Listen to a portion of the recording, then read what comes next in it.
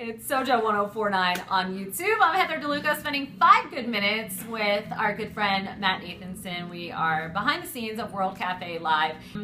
It is an intimate evening tonight with Matt Nathanson. It's intimate, but I feel like between myself and the crowd, there's always like a little bit of like a pillow or something. Do you know what I mean? Something keeping me slightly distanced.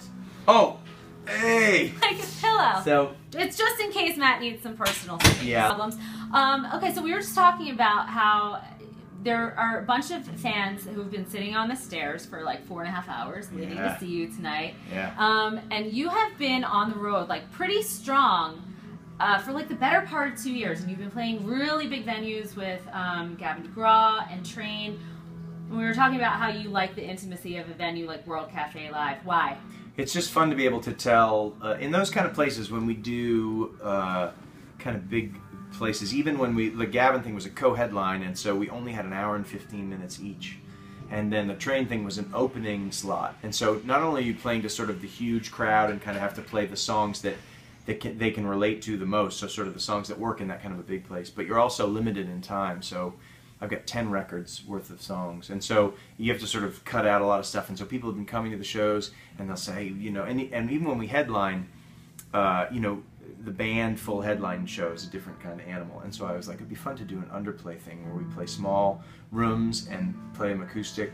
And so then I had this idea I stole from Elvis Costello, where we built a wheel and we asked the people on Facebook like what songs they wanted to hear from my back catalog, and then we compiled them together, and the ones that got the most votes, that we sort of made these magnets, and they go on this huge wheel behind us, and we just spin it and then pick. So we'll play a couple songs that we know we're going to play, then spin the wheel, then play a couple more, then spin the wheel. So it's fun and terrible at the same time. There's this giant wheel on stage where Matt spins the wheel and plays something totally unexpected on that I had to rehearse. Set list. Oh, so you have to rehearse all of those songs. I think I'm wondering, like, in thinking about some of your music, is there any particular song that was, if like you wrote it, was hard to sort of recreate in the studio, and or that you feel like plays better live than it did when you recorded? Oh man, there's a bunch of those. Was there a song that was really hard for you to get down and get the feel that you wanted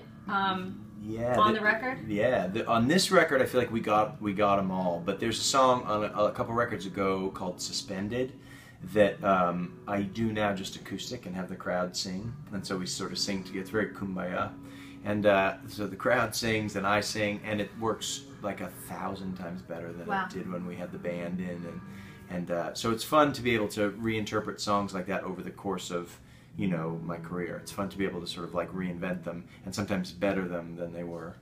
What has it been like to like look out into the audience and see a lot of just phones staring back at you? Has that been harder to connect with audiences, or do you like that, having that?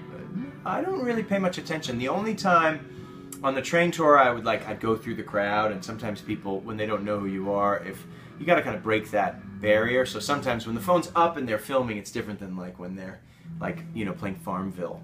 So there were a couple times when I had to like run through the crowd, and I shut this one dude's laptop as I got towards the top of the, like I was up towards the lawn, you know, and this guy was like, and I just went slammed it shut, and I was like, what are you doing on the, you know? So that kind of thing I'm not into, but that doesn't happen here. But like, but it's fun when people film it. It's fun when people pay attention. I like it all. Yeah. So Friday is a really big day for you.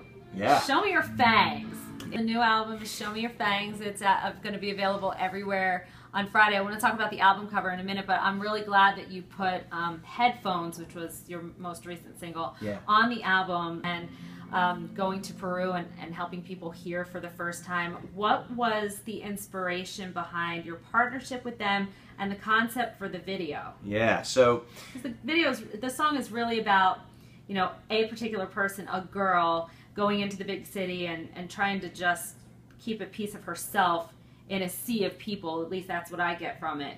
And the video is something very different from that. So I've been so into music, and it's saved my life, and the idea was when I wear my headphones and I feel invincible. That was kind of the idea. I feel sort of, I feel okay. So I wrote this song from the perspective of a woman, but it was sort of for me, and it was like I feel invincible with my headphones on. And then when we were getting ready to film the video, it was sort of like, I've done these videos before where I get to like fake make out with a model, you know, that kind of stuff, which is super fun, by the way. But but it was one of these things where I felt like we could push the video thing into something where it accomplished more than like, look at Matt Nathanson, don't you want to buy his record? And so we found Starkey was this company that we saw this video online, and it was all these people hearing for the first time. And we thought, wouldn't it be cool if we took all the video budget and gave it to them? Like, flew to wherever they were, donated the money to buy more of the hearing aids, and then you know, spent a couple days on the missions with them. So I flew to Huancayo, Peru, for 2 days, and just sort of constantly in service of other people. Like, and it was heavy, and the video actually turned out incredibly well. Like, very incredible. emotional. Yeah.